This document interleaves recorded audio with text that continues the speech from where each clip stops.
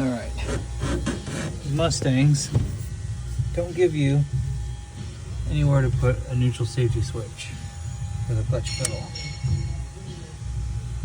So get yourself one of these normally on single throw, single pole. Now it's 120 volt, which is rated for like an amp and a quarter. Oh, I'm sorry, it's rated for 4 amps at 125. So it's like 40 amps at 12 volts. And you can put it right like that. So normally on means once it's released, it'll start, clutch up, disengages. And it works good for neutral safety for these Mustangs.